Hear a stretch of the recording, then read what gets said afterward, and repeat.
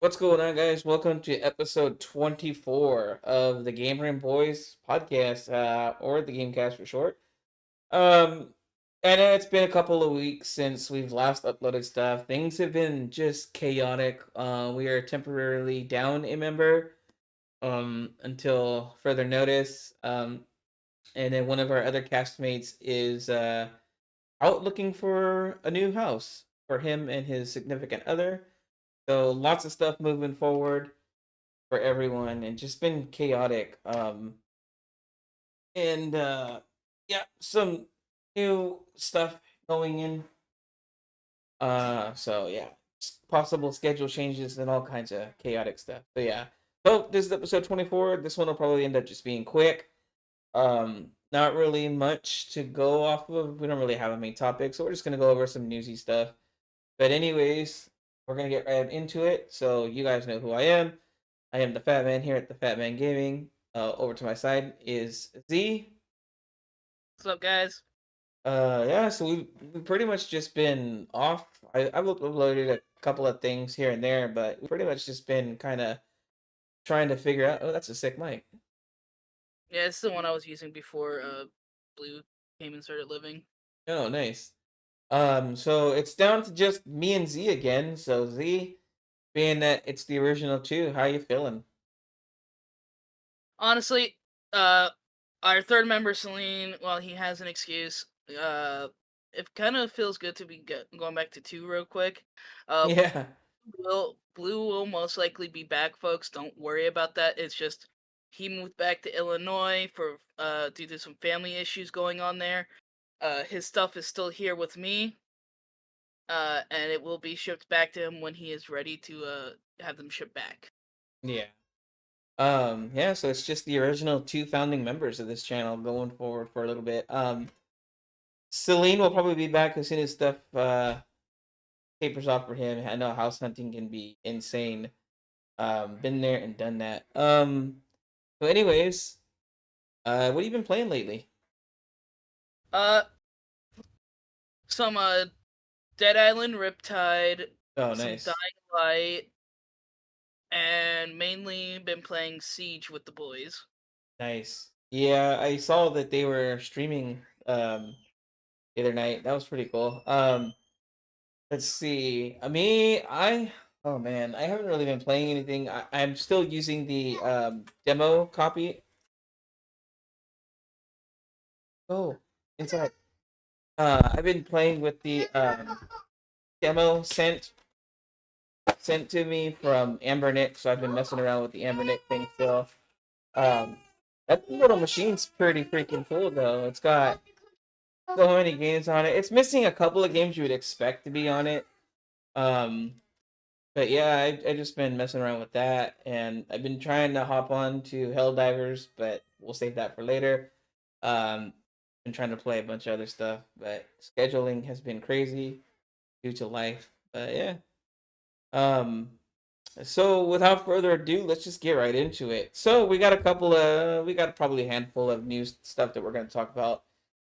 Z, feel free to chime in at any time.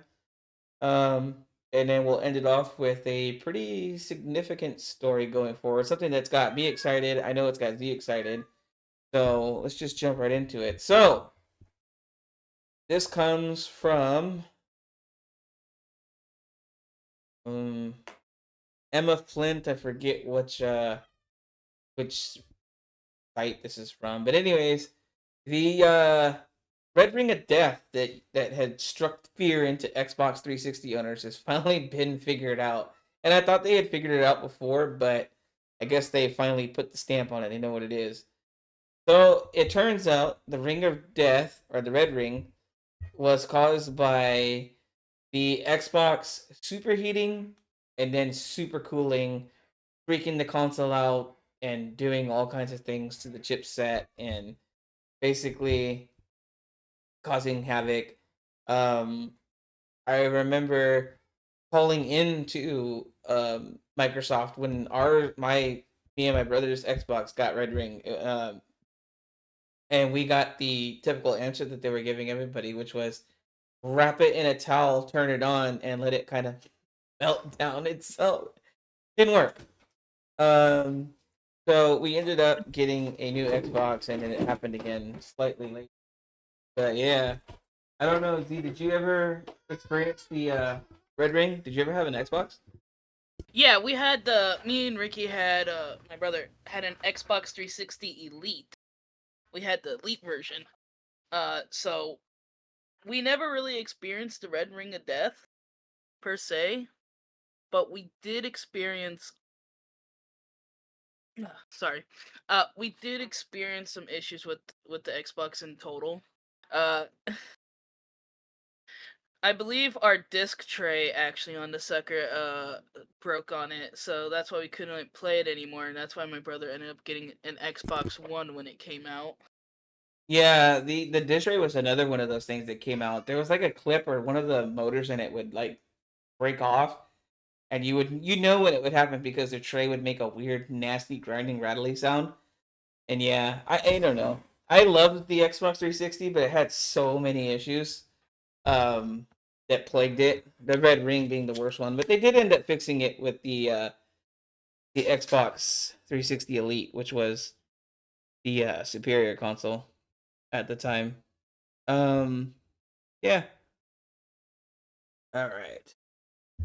Moving on to the next story. This one shocked me really, really, really bad. This one's from CNBC, and it says Sony plunged 10 billion after its PS5 sales cut, but a bigger issue is its near decade low games margin.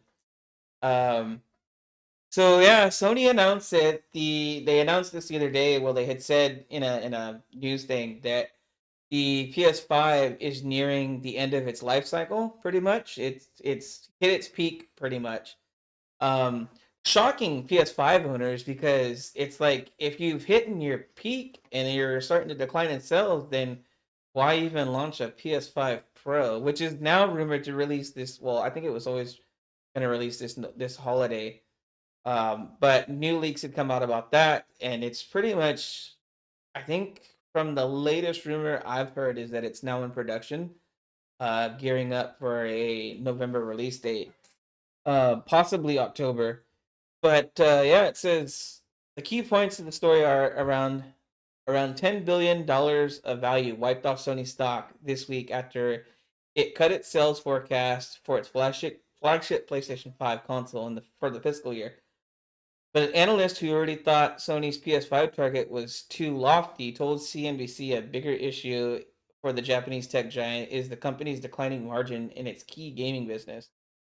Analysts are questioning why Sony's gaming margin is not higher despite higher margin products like digital sales of games and its PS Plus subscription service.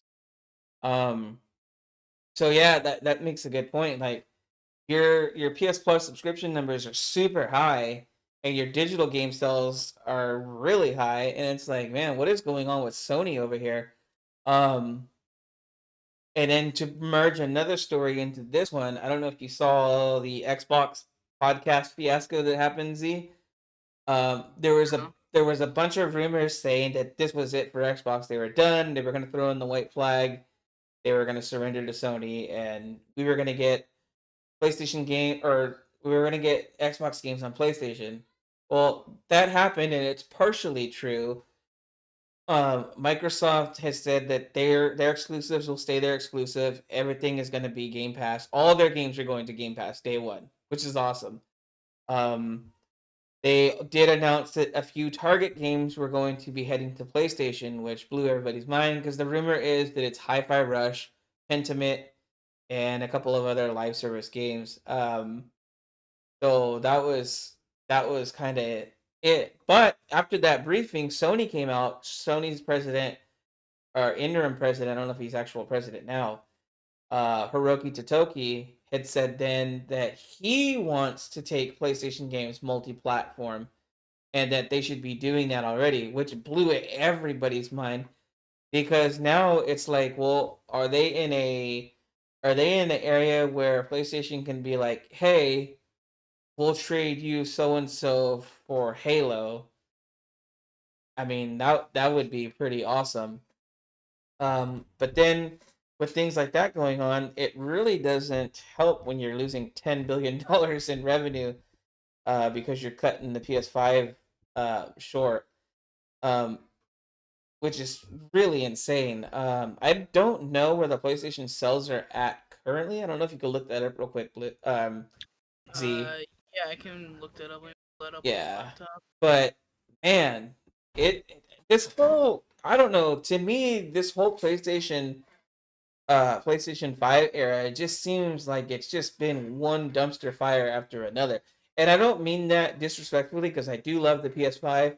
I own the original, I own the Slim, I have a Portal, I have the PSVR 2. And like me and Z have said numerous times in the past, we're PlayStation first. Um, but it's just kind of rough to see your favorite gaming company lose $10 billion in value because they're saying that stocks, because gaming sales are low and the console is nearing the end of its life cycle, which is, man, the PlayStation 5 doesn't even seem that old. Yeah. So, yeah, how do you feel about this, Z? I wish I could say this was shocking, but and honestly, how they've been going about their tactics, and yeah, they've only sold 50 million units. Yeah, so it's So definitely underperforming the PS4. yeah, And, yeah, yeah, so the PS4, PS2 will never be touched at this point. yeah, and I mean, like, especially with their, I would say their pricing.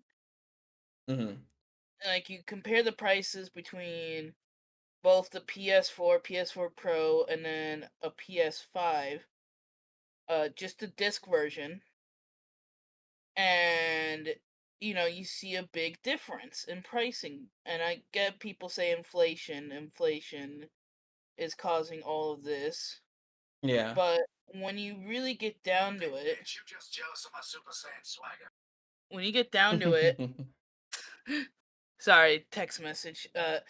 When you get down to it, all it really is the fact that PlayStation is greedy.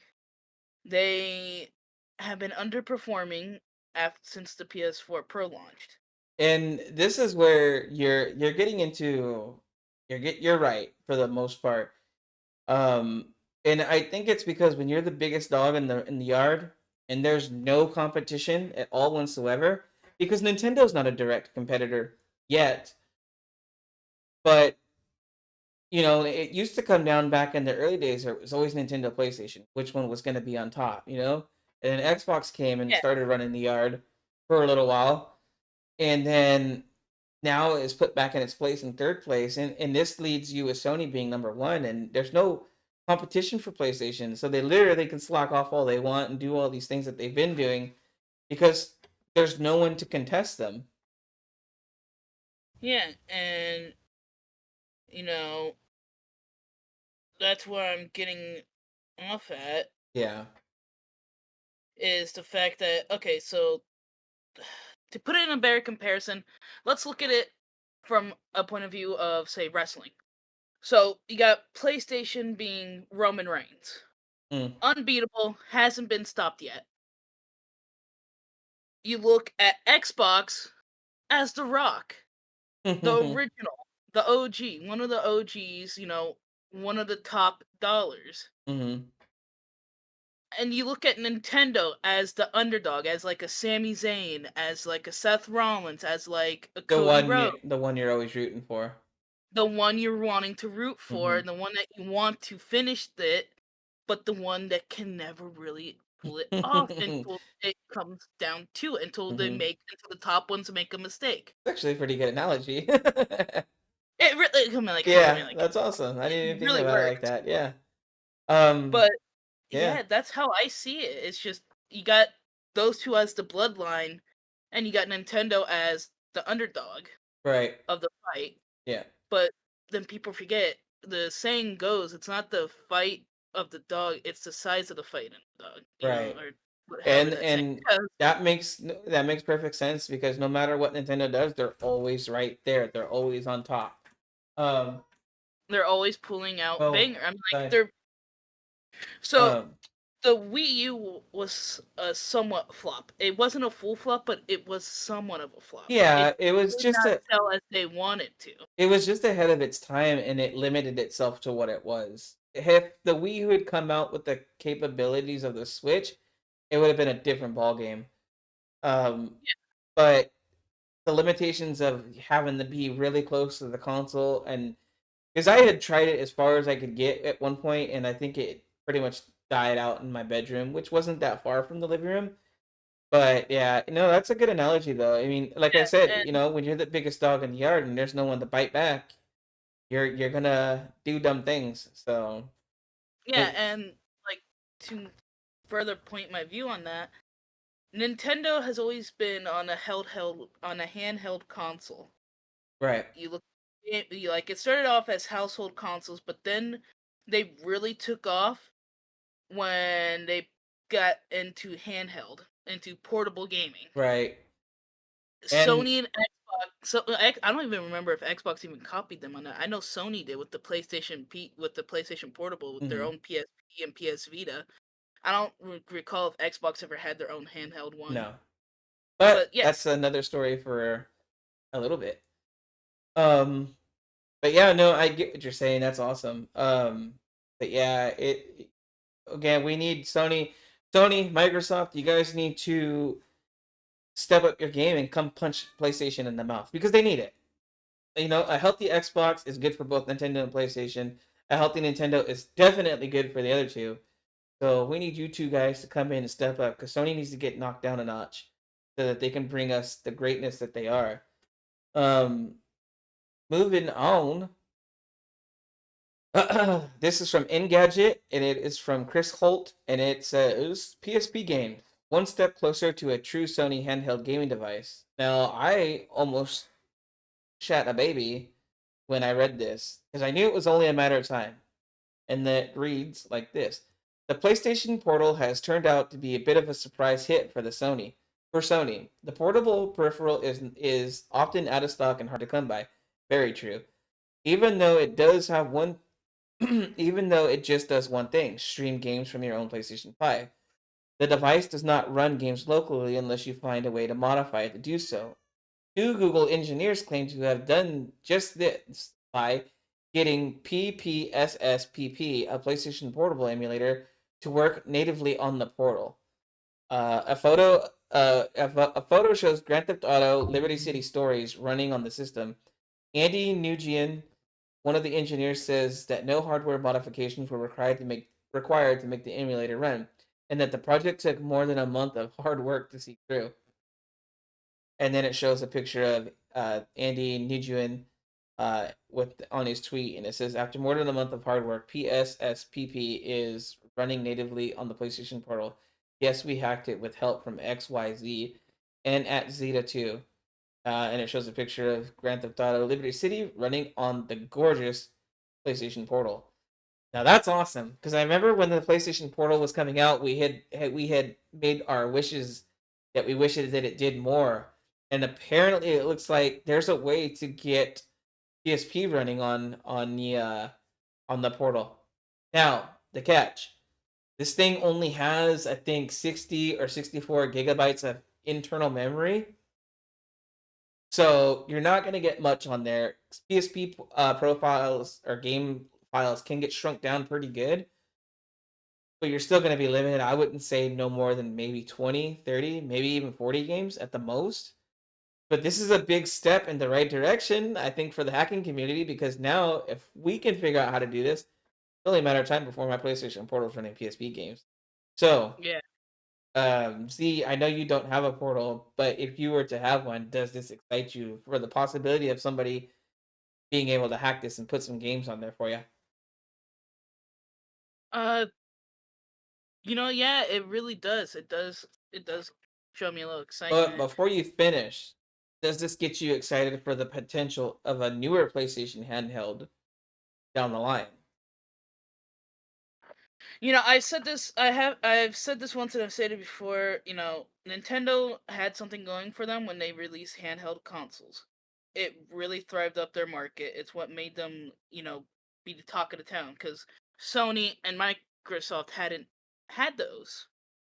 And later down the line, Sony copied, that with their own handheld consoles, and it Right. took off for them as well. So there is a market there because uh, while the Switch is portable, it's a big console. It's still a pretty big device. It suits both players. It suits the ones that like to sit and at the couch and have it docked, a la me, and it suits players that want to take it out and take games out in the wild, which is more Yeah, of your play style. yeah, and that's why I really liked having it a DS Lite is Hmm. because I could play games wherever I'm at. Like before, I had a smartphone. That's what I would do. Right. I'd sit there, play Mario or something I on my do. DS while waiting. Right. Before we get any further, I do have that Switch Lite fixed and working, so I'm gonna bring that to you probably next Monday. Perfect. Um, but yeah, so that brings up, now that you mentioned that, that does bring up two more things that I want to bring into this real quick. Um, One, PlayStation is said to be in the early development stages of doing a PS. Right now, people are calling it PS Vita 2. It's in the early stages of development. They've already poured money into it. They've already paid somebody to develop it. They're looking to launch within the next 2 to 4 years. Should roughly bring it in the PS6 range, beginning of PS6, possibly. Now, the caveat is it's going to be PS5 level of power, or low PS5 and PS4 Pro level. Now that's freaking exciting if that is true. Also, it's supposed to be a companion with the PS6 so that it plays games natively on there. Now, it won't play PS6 games as good as they're possibly going to be on the actual console, but it's supposed to be able to handle PS4 and PS5 games no problem digitally right there in your hand. Now, that's super exciting. But before I hand it off to you, Z, to get your opinion on that, Microsoft has come out and said that the next Xbox could potentially be a hybrid console, meaning Xbox on the go, which essentially is a Steam Deck. So the Steam Deck, there is a way to get to where you can use XCloud uh, on it so that you can play your Xbox Game Pass games, which I've done, and it's freaking awesome. Um, so now that we've got into this part, are you potentially excited to get your hands on a PS Vita 2 and whatever this magical Xbox handheld could potentially be? Yeah, this does excite me. If Xbox it, then I'm definitely gonna get the Xbox one because while I may have been a diehard Sony fan, I cannot justify the prices for PlayStation Plus right now. So I would rather pay for Game Pass on a handheld than Yeah. PlayStation Plus. All right. Once I'm able, Um. I'll end up having both, Yeah. just so I can. Yeah. All right. Moving on to the next story. Sony isn't happy with Bungie. PlayStation boss wants more accountability from the studio on money deadlines and hold on money and deadlines. SIE. Oh, this is from Andy Chalk from PC Gamer. Um, and it says SAE chairman Hiroki Tsutoki said during the company's recent earnings call that everyone needs to get onto the same page. Toki is not happy. In a Q&A session with the analyst from Sony's most recent financial report, PlayStation chairman Hiroki Tsutoki praised the creativity of Destiny 2 studio Bungie. It also said that he wants to see more accountability for development budgets and schedules from the studio's leadership. Let's see. Sony announced the acquisition of Bungie in January 2022, a blockbuster deal seen in some ways as a counterpunch to Microsoft's takeover of Activision Blizzard, and the opportunity to add more live service game know-how to the roster of PlayStation Studios. It said at the time that Bungie would operate as an independent subsidiary with the freedom to remain multi-platform and self-publish and reach players wherever they choose to play. Bungie in turn said Sony unconditionally supports us in all we are as it begins our journey to become a global multimedia entertainment company. Business as usual, in other words. But 2 years later, the relationship is showing signs of a potential strain. On December 2023, reports said that Destiny 2 player numbers had declined dramatically, while revenues were said to be running 45% below projections. Morale at the studio was also said to be in bad shape following layoffs in October. Bungie was also facing the possibility of a full takeover by Sony, ending its functional independence. Um, so yeah, Sony not happy with Bungie. And multiple podcasts have mentioned, and one of my favorite podcasts, uh, Sacred Symbols. Colin has said number of times that he thinks, and I'm on his side and thinking too that Sony was a dud. I mean, not Sony. Bungie was a dud for PlayStation to buy. It almost seems like it was something that Jim Ryan wanted to grab. He had to have it, and he just didn't think it through. And it's just been a stink of a purchase for Sony. Sony suffering from this one. Billions of dollars thrown into it and getting nothing in return. Um, them still wanting to be multi-platform, which is fine. You know, you can't have Destiny everywhere and then just take it away. So, Yeah. um, but yeah, I don't know if you know too much about it, but what do you think about the whole Bungie situation? I kind of feel bad for Bungie, honestly. You know, it, you know, a little distracted here. It doesn't really help the fact when a company has like really bad layoffs, or it just kind of sucks because Bungie's one of those old school ones, one of those old school.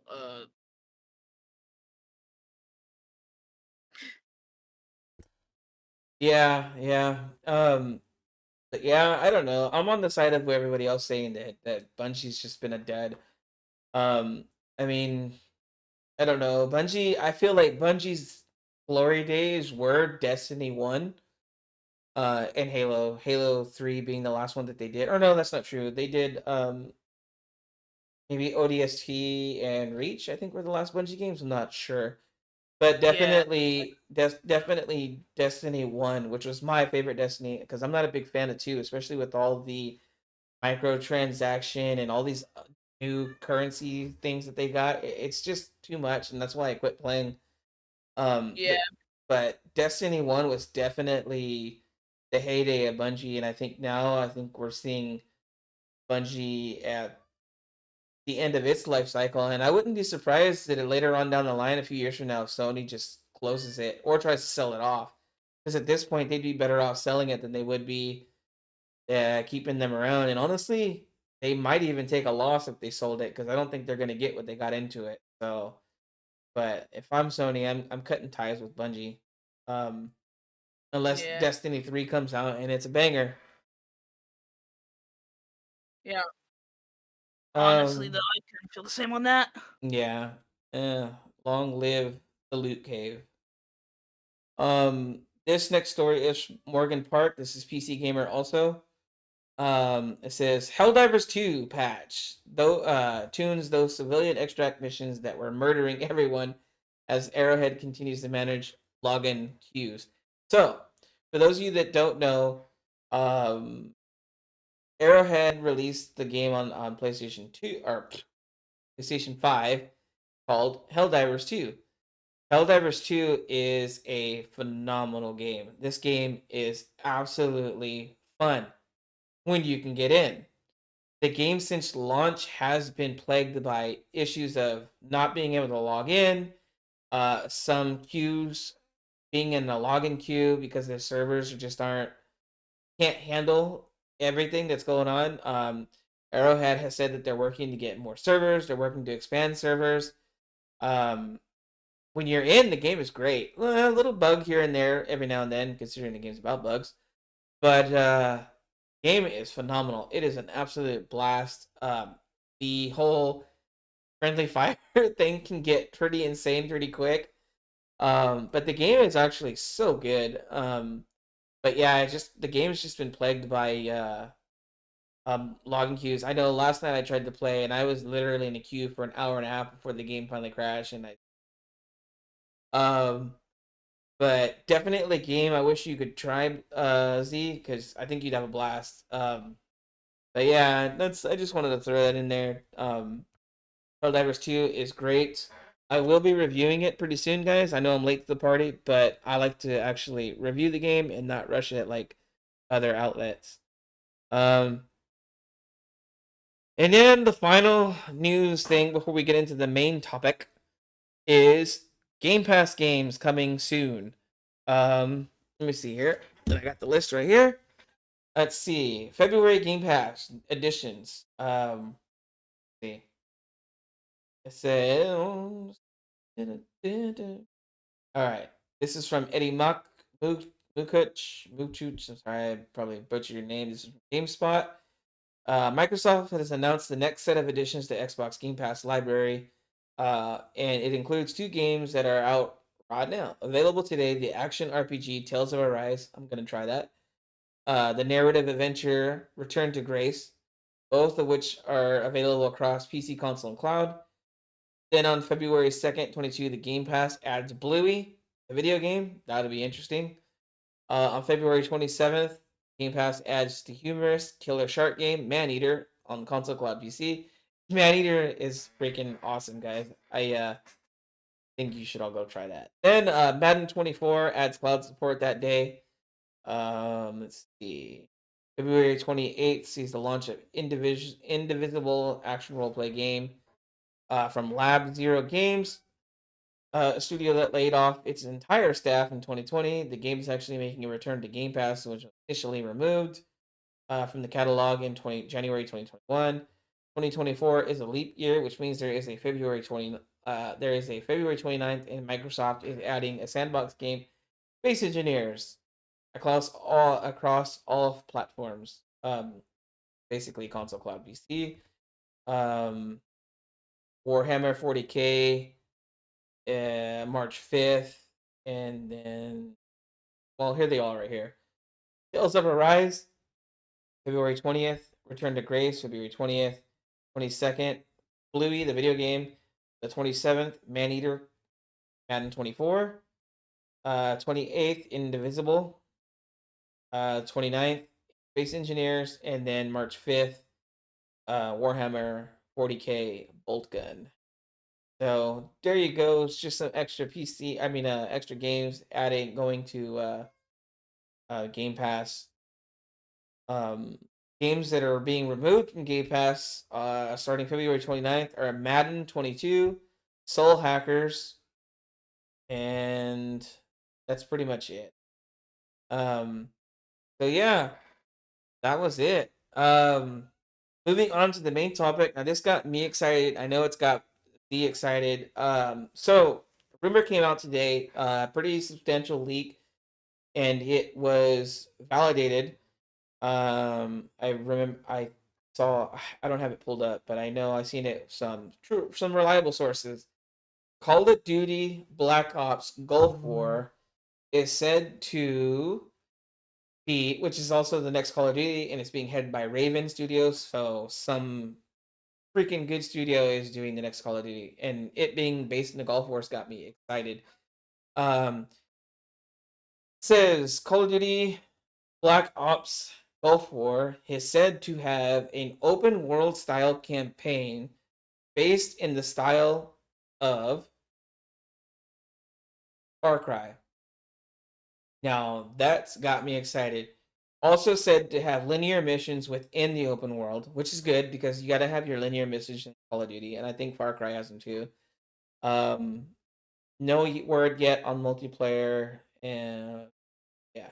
So Z, Call of Duty Black Ops Gulf War is going open world, Far Cry style. Does that got you excited as me? Because it's got me floored. I'm ready for it. I love Far Cry. Far Cry is one of my favorite series. Last game wasn't as bad as everybody said it was. My personal favorite is Far Cry 5. Love the story, love the setting, love the gameplay. So is it time for Call of Duty to finally change the style of play? And if so, are you excited about it? Yeah, honestly, I'm excited for Go 4. I need a console to be able to play that on, unfortunately, because this PC just I'm having I didn't even have problems with running Rainbow Six Siege until now.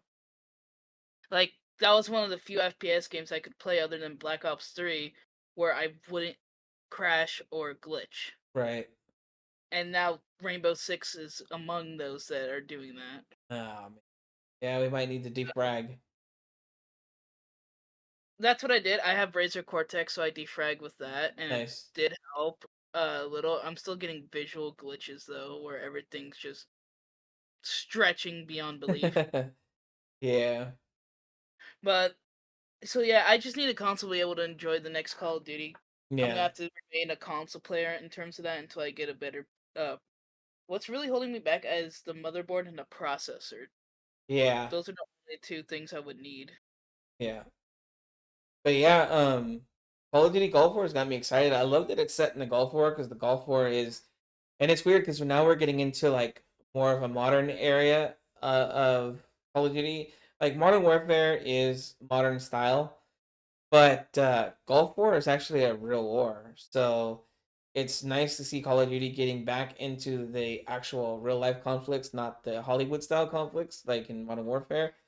Um, so hopefully the Black Ops series continues to do that to stay more in reality than outside because we're getting into the territory of some pretty sensitive subjects, which we Yeah, need. We need it. Call of Duty needs to get more gritty.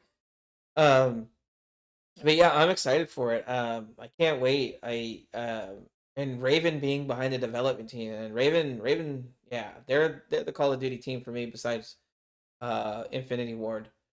But yeah. yeah, yeah, I can't wait to see what this is. Do you think Mason and them are involved in one way or another, or do you think they finally scrapped that story and it's done? No, actually, I have a feeling that because all right, so how I see is they're gonna continue Mason and Wood's story because if you really think about it, there is such a huge gap in the original Black Ops timeline, like before it goes futuristic, like completely futuristic. That Because was that 3 or 4? No, because 4 didn't have a three, story, right? 4 was supposed to have a story, 4 was just but multiplayer, right? they scrapped the story Okay. because of constrictions. They didn't Right. have enough to refine it. Um, again, Activision's fault. Yeah. uh, but when you look at between Black Ops and Black Ops 2, there is such a huge gap from the end of Black Ops to the start of Black Ops 2 because in the beginning of Black Ops 2, one of the first few missions you go on is you're saving Woods during during that whole war scene. I don't remember what war it was. But it was like during the Vietnam War era ish. Yeah. So that mission, That would have been Vietnam, yeah. yeah. So you see, and then Cold War happen is supposed to be, what happens after Vietnam.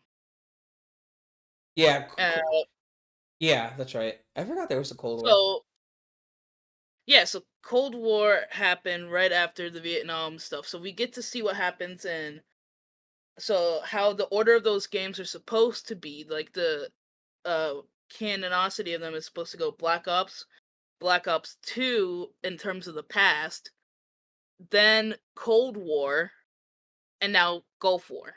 And then Black Ops 2 Future time, then 3, then technically 4. Right. Or no, that 4 technically, then 3 cuz 4 was supposed to be backtracking on the story to how we meet the operators in Right, right. Black Ops 3.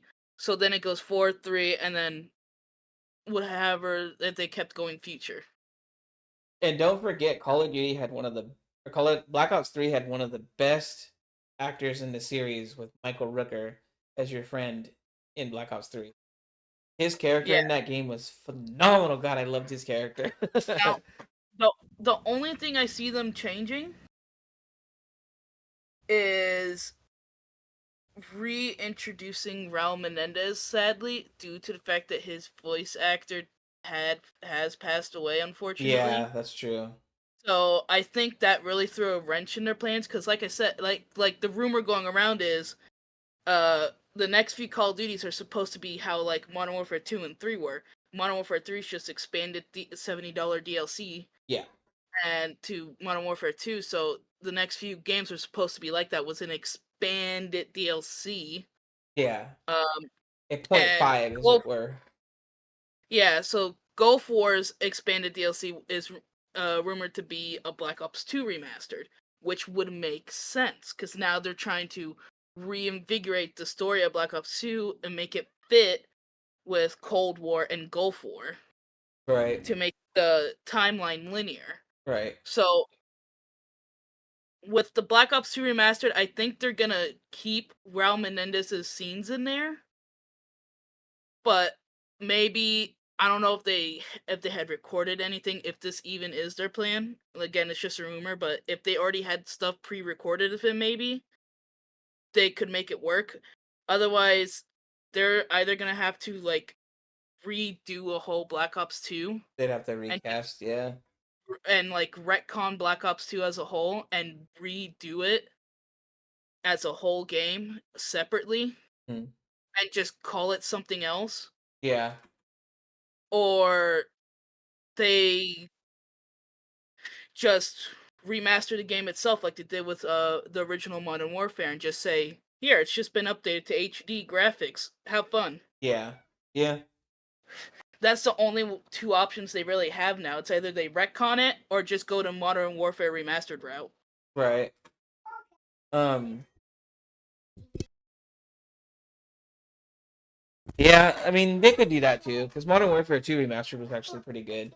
Um. Yeah, But yeah, no, I'm excited for Gulf War. He's excited for Gulf War, so we can't wait to see when it gets announced this year. Probably in the coming months. I'd imagine right around Summer Game Fest time, considering Call of Duty is typically released late October, early November.